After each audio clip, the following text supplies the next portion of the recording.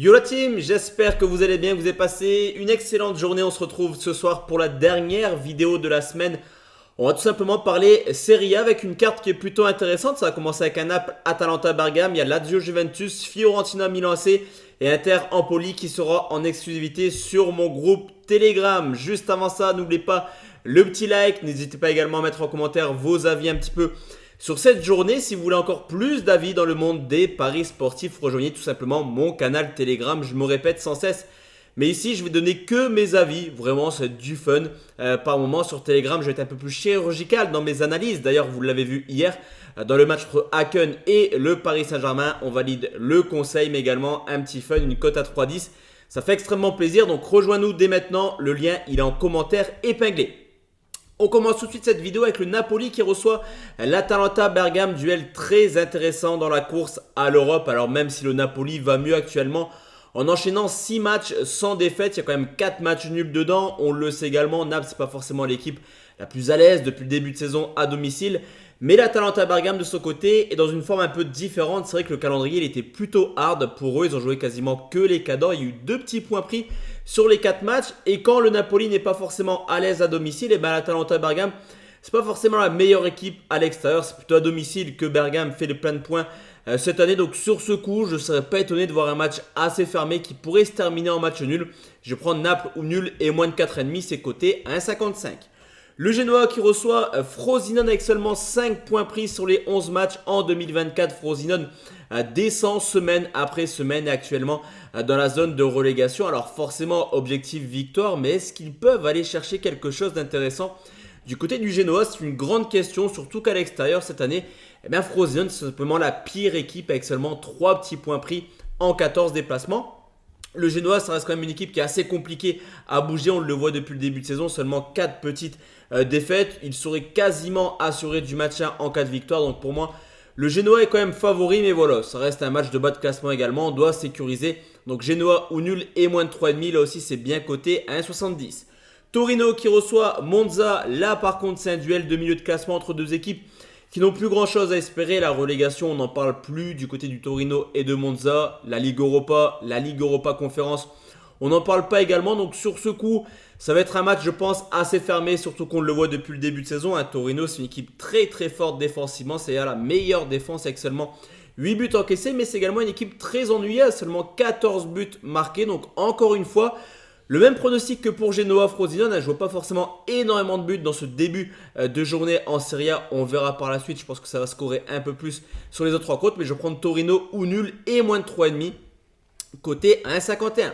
La Lazio qui reçoit la Juve, longtemps dans la course au titre, la Juventus va lutter maintenant pour essayer de garder sa place en Ligue des Champions. C'est vrai que c'est assez incroyable l'état de forme de la Juventus qui enchaîne les contre-performances actuellement. Une seule victoire sur les 8 derniers matchs, et oui, une seule petite victoire contre Frosinone qui était, comme je te l'ai dit, catastrophique à l'extérieur. En plus de ça, la victoire elle a été acquise dans les dernières secondes.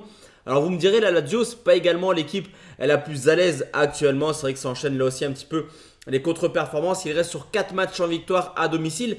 Même si les deux clubs ne sont pas dans un très très bel état de forme, là il y a victoire obligatoire. Il faut absolument se reprendre et je pense que le match sera plutôt ouvert.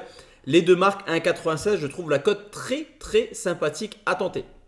La Fiorentina contre le Milan AC, une équipe du Milan AC qui compte 11 points d'avance sur l'AS Rome. Logiquement, de leur côté, ils devraient se qualifier tranquillement pour la Ligue des Champions l'an prochain. Une équipe du Milan qui a quand même une très très belle particularité, c'est qu'à l'extérieur, c'est une équipe très joueuse qui a toujours marqué hors de leur base. Alors vous me direz, la Fiorentina, c'est une équipe qui est capable de faire des coups à domicile, mais au vu de l'état de forme du Milan, vraiment, je les vois quand même capables de s'imposer. Cependant, quand on regarde un petit peu les stats, on peut constater que la Fio à domicile, comme je te l'ai dit, c'est capable de faire quand même des choses plutôt intéressantes. Donc là aussi, je sécurise avec un nul ou Milan et plus d'un demi côté 1,85. Place maintenant rencontre de lundi, Bologne qui reçoit la Salernitana, la défaite contre Empoli. Et maintenant, un petit mois et demi, 2 mois, et bien tout simplement, elle a quasiment officiellement, on va dire, fait en sorte que la Salernitana descende en deuxième division. C'est vrai que moralement, c'est très compliqué pour eux depuis maintenant cette défaite contre Empoli. S'enchaînent les contre-performances au contraire de Bologne qui reste sur une très très belle série de 7 victoires sur les 8 dernières rencontres. Et à domicile, c'est une équipe qui est quand même assez intransigeante, mis à part une défaite contre le Milan AC et l'Inter de Milan. Bologne quasiment tous ses matchs, à chaque fois par au moins 2 buts d'écart. C'est vrai que le score de prédilection, on va dire, de Bologne, c'est 2-0 à domicile. Je les vois s'imposer sans souci contre une équipe qui, je pense, a clairement baissé les armes. Donc Bologne par au moins 2 buts de ses côtés à 1,75. Cagliari contre l'Hellas Vérone, là aussi c'est encore une fois un duel de bas de classement. C'est vrai que cette journée elle est plutôt intéressante. Avantage pour moi Cagliari sur ce coup qui est un peu plus en forme on va dire actuellement d'ailleurs contre les équipes hors du top 10.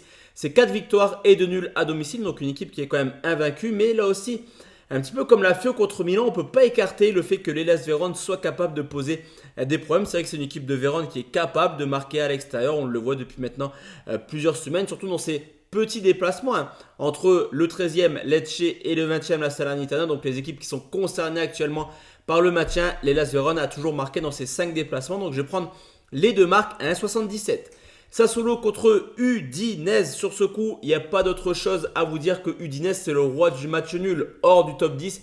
Il y a eu 13 matchs, 11 nuls pour seulement 2 défaites. Alors déjà, tu l'as compris, cette équipe d'Udinese, elle est plutôt à l'aise contre les équipes de haut classement. Et même si Udinese n'a plus perdu contre Sassuolo depuis maintenant 11 rencontres, que ce soit à domicile ou à l'extérieur, on peut clairement parler en compte. Et pour moi, je pense que c'est les scénarios le plus probable, on va dire. Donc je vais prendre un nul remboursé si Sassuolo avantage quand même à l'équipe à domicile. C'est coté à 1,99. Lecce contre l'AS Rome depuis l'arrivée de Rossi. L'AS Rome, elle est carrément métamorphosée, il n'y a pas d'autre mot. Là également, une équipe qui enchaîne les belles prestations, que ce soit à domicile, mais également à l'extérieur.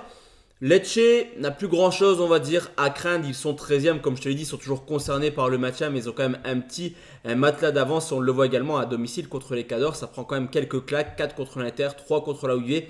Donc je me dis que si la Roma a encore des ambitions de Ligue des Champions, il faut s'imposer ses côtés à 1,80. Et enfin, comme je te l'ai dit, le match entre l'Inter et l'Empoli sera le pronostic public de lundi. J'attends de voir un petit peu les compositions d'équipe du côté de l'Inter qui n'a plus grand chose à jouer cette année. À la Ligue des Champions, c'est fini, la Coupe, c'est fini.